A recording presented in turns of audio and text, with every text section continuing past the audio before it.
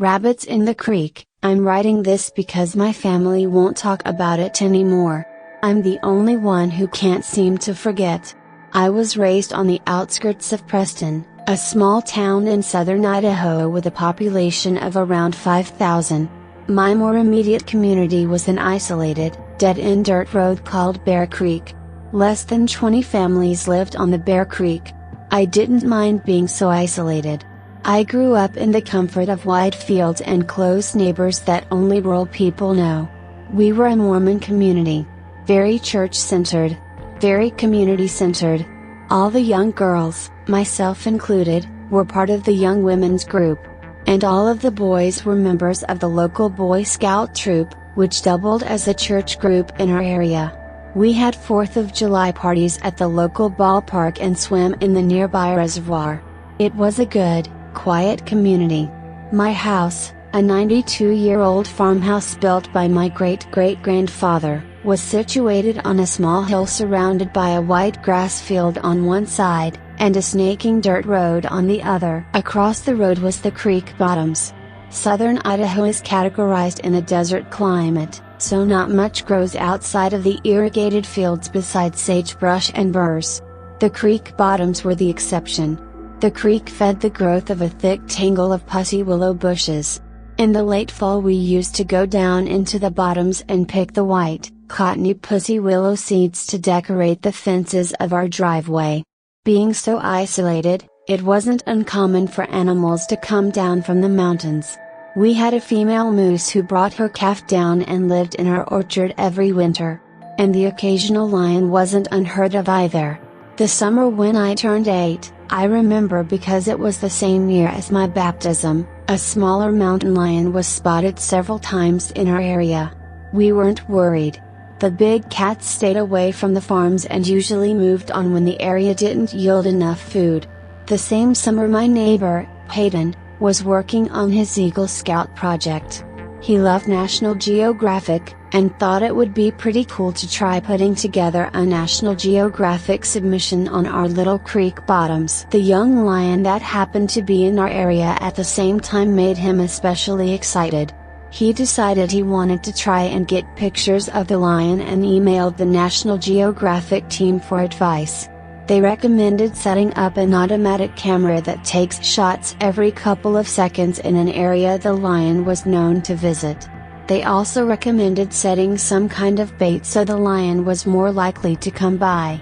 No one in the creek liked the idea of live bait or carrion, so we came up with a different kind of bait.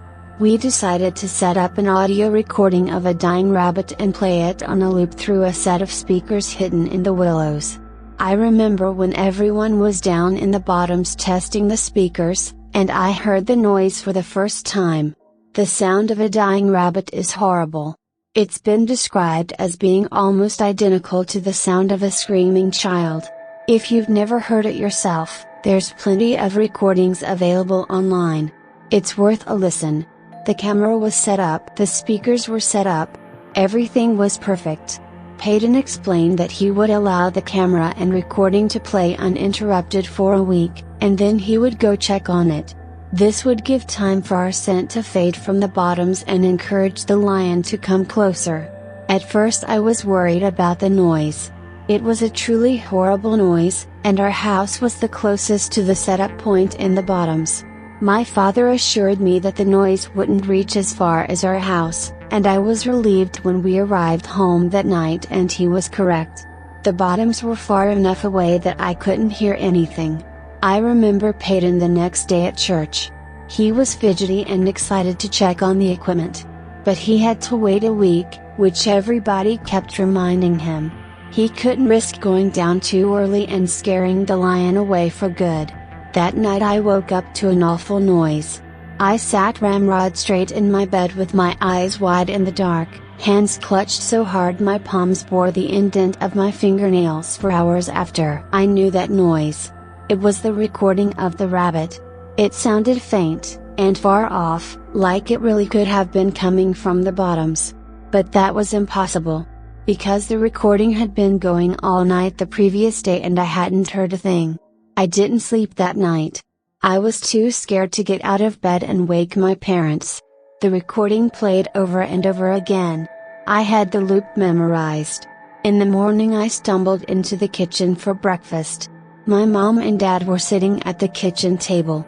They too had dark rings under their eyes. I hadn't been the only one who'd heard it. Mom was convinced that the equipment must have been broken. She wanted to go down into the bottoms to check it out. Dad refused. He was a kind, gentle man and didn't want to stir up any unnecessary drama. He was sure there had been a strong wind last night, and the wind was carrying the noise farther than its natural reach. He told us to listen. We did.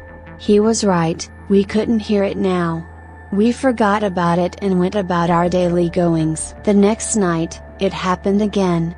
I stayed up in bed with my back to the wall. The screaming was even louder than before. But this time something was different. It was lower pitched than I remember. And parts of the loop were slowed down, as if the recording were warped in places. At times the loop did not loop naturally, and instead picked up at a random place in the middle. My mom didn't mention anything at the breakfast table, but both her and my dad seemed tense. The third night I mustered the courage to stand beside my bedroom window and look out into the yard.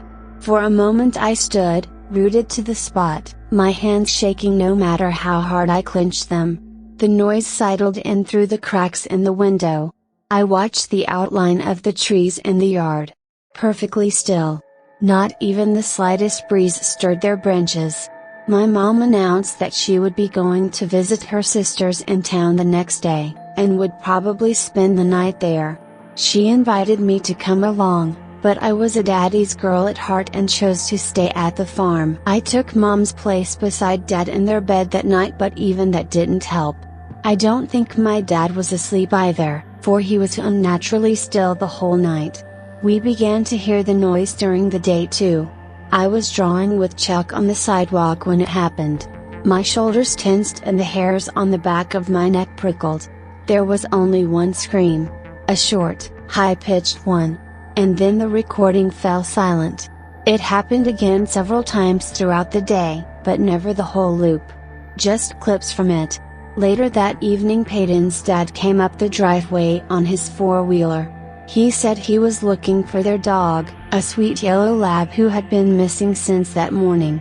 Dad said he was sorry, and that we hadn't seen her. I stared at him, silently begging him to mention the recording. But he didn't. He was a quiet man after all. He didn't want to bring up any unnecessary drama. Mom stayed away the whole week. Dad and I didn't sleep.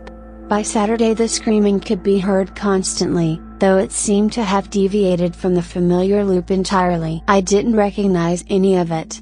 Sometimes the screams were thin and long, other times they were hardly more than growls. Once, while my dad had been heating up meatloaf for lunch, the noise rose into such a rancorous din that he dropped the plate and it shattered. I pressed my hands over my ears where I sat at the table and squeezed my eyes shut, but it didn't help. The noise forced its way in through the cracks of my fingers and pinched my throat and rattled in my rib cage. The din lasted for a whole minute, then fell silent. Dad was shaking. That was the last we heard of the noise that day. Peyton came by Saturday evening to ask permission to cross our road to collect the equipment. He was so excited. I watched him disappear into the creek bottoms with a sense of tired relief. After the equipment was gone, it would all stop. I couldn't wait to get a full night's sleep. Not a minute later I spotted Peyton coming back up from the creek. I was confused. It had taken us much longer to set up the camera and speakers, so I'd only assumed it would take just as long to collect them. My breath stilled when Peyton came closer. He didn't look right. His eyes were wide and his face pale.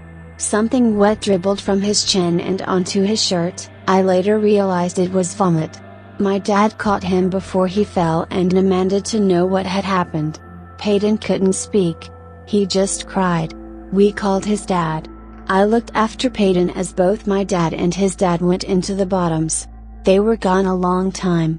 When they returned, their faces were grim. And they smelled funny. I noticed red on my dad's hands. I asked what was wrong, but they brushed right past me and immediately called the police. Nobody would tell me what had happened. I sat on the couch as a blur of neighbors and police officers swirled around me. At one point an officer placed something on the kitchen table and left. I looked into the kitchen curiously. It was the camera from the bottoms. I wish I hadn't looked. The camera was a little banged up. Tiny scratches and dents covered the plastic casing. When I lifted it, my hands stuck to the plastic. Something tacky and odorous covered the screen, but it turned on fine. The first set of photos were normal. Just the pussy willows cast green in the glow of the night setting. As I continued to click through them, they quickly became strange. At one point the camera angle changed, as if the camera had been knocked from its post. Grass now obscured most of the frame. Flecks of red appeared on the lens and remained for the rest of the sets. One photo made me pause. There was a figure in this one. Or half of a figure, as most of the upper torso hadn't made it into the frame. I thought it could be human. But it didn't look like it should be standing upright. Its legs were twisted, like an animal, and it seemed to be having difficulty supporting itself in an upright position. Beside the legs a long, thin arm hung. Whatever it was must have been stooped over, for its fingertips hung below its crooked knees. The next set was different. It was as if the camera had been picked up, and was now being held. The first photo was of the bottoms at night. The next startled me. I had to look closely before deciding what it was. A rabbit had been laid in the bushes, but its ears and most of its scalp had been peeled away. The next was of the same rabbit, but a thin, dark hand was holding it up against the sky. Its limp body hung like something from a nightmare. In the following photos more rabbits joined the one, each with their ears and scalp removed. Then a cat. Then more cats. Then a dog, the yellow lab. Then the lion. The following photo was of 7 rabbits, 3 cats, 1 dog, and the lion, all laid out in a row facing the same way. Their arms and legs had been arranged as if they were marching. Like some parade. All of their scalps had been removed and tiny white glints of their skulls could be seen. The last photo was overly bright. Like the photo had been taken too close with the flash on. An eye dominated the frame, but it was yellowed and crusty, and had a bar pupil like a horse. In the bottom corner the edge of a mouth could be seen. No lips. Just teeth. Sharp and little, with wide gaps of red gum between them. I wish I hadn't looked. I heard my dad talking to the police outside. They said the speakers had malfunctioned. The recording had only played the first night.